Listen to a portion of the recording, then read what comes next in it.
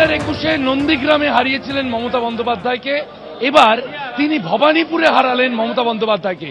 1-9-5-6 বেড়ে হলো 1-5-1-1-4, এবার কি 1-5-1-1-4 হলো।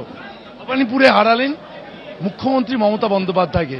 দুই দরকার ছিল, ভীষণ অত্যাচারী, দাম্ভিক, দুর্নীতিগ্রস্ত কথাবার্তায়, মানে যে কথাবার্তা উনি ভাষণে বলেন, প্রধানমন্ত্রী থেকে নির্বাচন কমিশনার, সুপ্রিম কোর্ট থেকে শুরু করে বিরোধী দলের লোকেদেরকে যে ভাষায় আক্রমণ করেন, ওর আর পতন দরকার ছিল।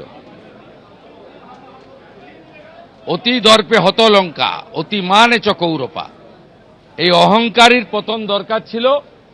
আজকে জনগণ এর পতন ঘটিয়েছে, এ আর উঠে দাঁড়াতে পারবে না। আর তৃণমূল যাতে উঠে ঘাস না খেতে পারে সে কাজটা আমি করব। নতুন সরকারে সব দল থাকবে, তৃণমূলকে কোথাও এর নাম নিশান রাখতে দেব না। 2011 থেকে এমএলএ ভেঙেছেন তো, আপনাদের যে কটা জিতে এসছে কটা থাকে আমি দেখব। নতুন সরকারের মুখ্যমন্ত্রী নিয়ে কোনোভাবে আলোচনা হয়েছে কেন্দ্রের নেতৃত্ব, রাজ্য নেতৃত্বের সঙ্গে? সমীর ভট্টাচার্য, অমিত শাহের না না, আমি এগুলো করি। আমি তো কাউন্টিং হলে ছিলাম 9টা পর্যন্ত, ওখান থেকে ডাইরেক্ট এখানে আসছে, এখন তো রাত্রি 12টা বাজে। দেখুন, আমার যে কাজটা করার করতে দেন, আমি এসবে চর্চায় থাকি না। শেষ প্রশ্ন, যে সংখ্যা নিয়ে আপনারা এসেছেন, অনেক দায়িত্ব আপনাদের উপর এসছে, কিন্তু দিকে দিকে যা দেখা যাচ্ছে, তৃণমূল কংগ্রেস যেভাবে হুমকি দিয়ে রেখেছিল তারা 4 তারিখের পর হিসেব হবে, আপনি 2টি আসনে জেতা বিধায়ক, কি বার্তা বিরোধীদের জন্য? না, আমাদের লোকেরা, বিজেপির লোকেরা শৃঙ্খলা পরায়ণ লোক, এবং মূলত হিন্দু এবং আদিবাসীরা বিজেপি করে, এরা এইসব কাজ করে না। এসব কাজ করতে গেলে মাদ্রাসায় পড়তে হয়, আমরা কেউ মাদ্রাসায় পড়িনি।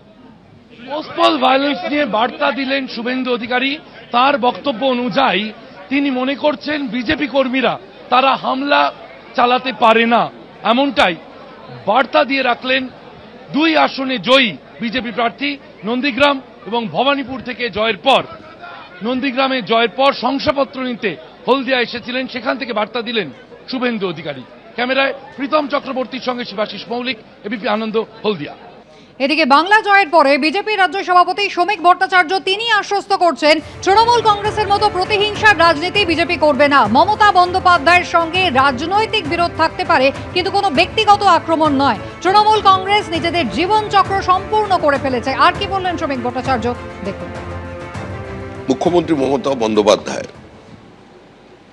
এখন যিনি প্রাক্তন, তার সঙ্গে আমাদের রাজনৈতিক বিরোধ আছে, কিন্তু ব্যক্তিগত স্তরে তাকে আক্রমণ করার কোনো ইচ্ছা বা রুচি বিজেপির নেই। তিনি তার মতো করে রাজনীতি করবেন, তার রাজনীতি করাতে অহেতুক বিজেপি কোনো অন্তরায় হয়ে দাঁড়াবে না। কারণ তৃণমূল কংগ্রেস, আমি আবার বলছি, তাদের জীবনচক্র সম্পূর্ণ করে ফেলেছে। আমি রাজনৈতিক ধারাভাষ্যকার তো নই, আমি একজন নির্দিষ্ট রাজনৈতিক দলের কর্মী। তার অবস্থান বলছি যে বিরোধীদের জায়গায় থাকবে, রাজনৈতিক চাপানুতর থাকবে, কিন্তু প্রতিহিংসামূলক রাজনীতি যেটা তৃণমূল কংগ্রেস আমাদের সঙ্গে করেছে, বিরোধী দলনেতাকে 104 বার হাইকোর্টের দরজায় পৌঁছতে হয়েছে শুধু একটা সভা করার জন্য। বিরোধী দলনেতা গাড়ির ওপর পেট্রোল ঢেলে তাকে জীবন্ত মেরে ফেলার চেষ্টা হয়েছে, পুড়িয়ে দেবার। এই রাজনীতি বিজেপি করবে না। এবিপি আনন্দ, এগিয়ে থাকে, এগিয়ে রাখে।